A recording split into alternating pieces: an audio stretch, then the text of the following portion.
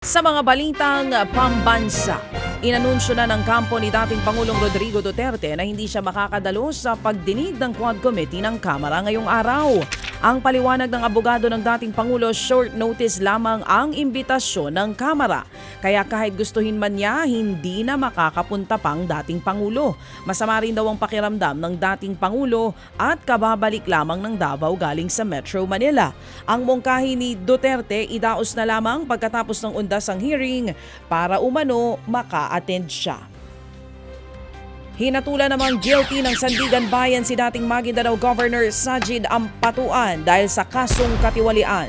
Sinintensyahan ng korte ng hanggang 12 taong pagkakakulong si Ampatuan dahil sa kasong graft, habang reklusyon perpetua o hanggang 40 taong pagkakakulong naman dahil sa kasong malversation of public funds.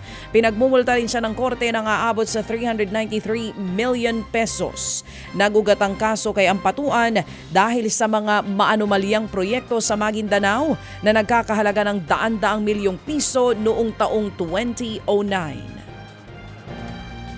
Umaasa naman ang Department of Migrant Workers o DMW na mas marami pang Pilipinong naiipit sa bakbakan sa Lebanon ang mapauuwi nila ngayong linggo.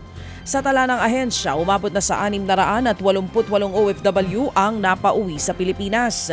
Sinasamantala ng gobyernong pagkakataong bukas pa ang mga paliparan sa Beirut.